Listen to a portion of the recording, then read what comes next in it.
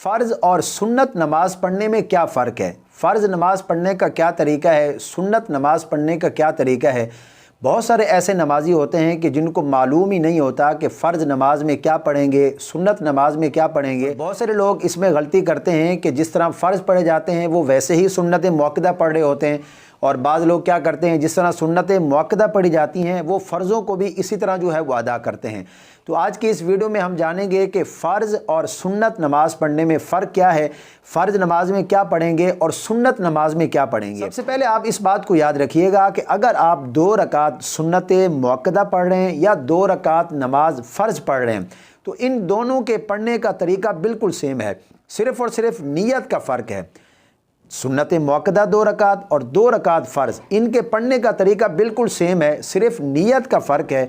अगर आप सुन्नत नमाज़ पढ़ रहे हैं तो आप शुरू में जो है वो सुन्नत नमाज की नियत करेंगे, अगर आप 2 रकात फ़र्ज़ पढ़ रहे हैं तो आप शुरू में फ़र्ज़ों की नियत करेंगे। इन दोनों के पढ़ने का तरीका सेम है, यानी सबसे पहले हम तकबीर तारीमा कहेंगे, फिर उसके बाद सना पढ़ेंगे, तावुज़ तस्मिया सूरतुल फातिहा पढ़ेंगे, उसके साथ कोई सूरत मिलाएंगे, रुकू में जाएंगे, रुकू की तस्बीह पढ़ेंगे, रुकू से खड़े हो जाएंगे, फिर 2 सजदे, उसके बाद फिर कायदा करेंगे, बैठ जाएंगे, तशहुद पढ़ेंगे, दुरूद पाक, दुआ, और उसके बाद फिर हम सलाम फेर देंगे। 2 रकात सुन्नत मुअक्कदा और 2 रकात नमाज फ़र्ज़, इनके पढ़ने का तरीका बिल्कुल सेम है, सिर्फ़ और सिर्फ नीयत का फ़र्क है।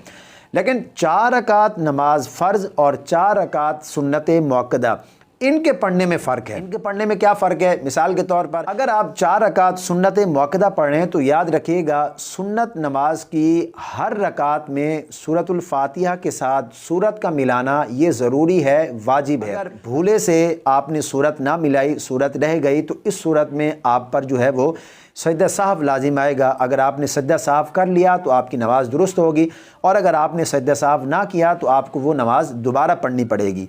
इसी तरह अगर आपने जानबूझकर सुन्नत नमाज की किसी एक भी रकात के अंदर सूरतुल फातिहा के साथ सूरत नहीं मिलाई तो इस सूरत में तो आपकी नमाज ही नहीं होगी, सजदा साहव करने से भी नहीं होगी। तो सुन्नत नमाज की हर रकात में सूरतुल फातिहा के साथ सूरत का मिलाना ये वाजिब है।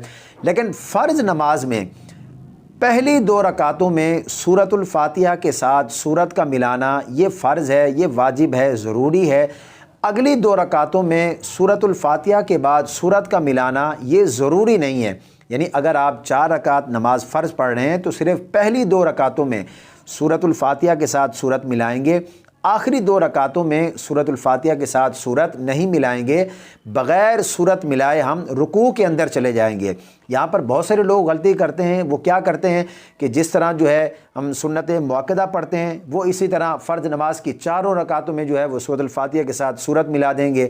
और कुछ लोग तो ऐसा करते हैं कि जिस तरह फ़र्ज़ पढ़ते हैं कि सिर्फ़ पहली 2 रकातों में सूरत मिलाएंगे सूरतुल फातिहा के साथ, वो सुन्नत मुअक्कदा भी इसी तरह पढ़ते हैं कि सिर्फ़ पहली 2 रकातों में सूरतुल फातिहा के साथ सूरत मिलाते हैं और आखिरी 2 रकातों में नहीं मिलाते। हालांकि ये बहुत बड़ी गलती है, इस तरह तो आपकी नमाज ही नहीं होगी सुन्नत नमाज। अब एक और सवाल यहाँ पर मैं ऐड कर देता हूँ कि अगर फ़र्ज़ नमाज की आखिरी 2 रकातों में सूरतुल फातिहा के बाद किसी ने सूरत मिला ली तो क्या उस पर सजदा साहव लाजिम आएगा, क्या उसकी नमाज सजदा साहव के बगैर होगी या नहीं होगी। तो याद रखिएगा अगर कोई शख्स 4 रकात नमाज फ़र्ज़ की आखिरी 2 रकातों में सूरतुल फातिहा के साथ सूरत मिला भी देता है तो इससे उस पर सजदा साहव लाजिम नहीं आएगा, उसकी नमाज में कोई फ़र्क नहीं आएगा।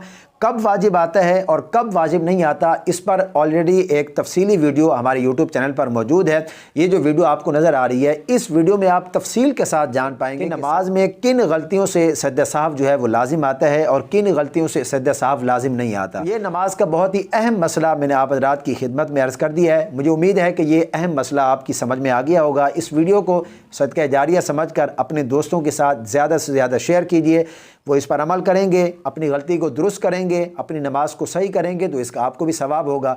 मुझे अपनी ख़ास दुआओं में ज़रूर याद रखें। अल्लाह पाक हम सबको सही मानों में दीन मतीन की समझ अता फ़रमाए।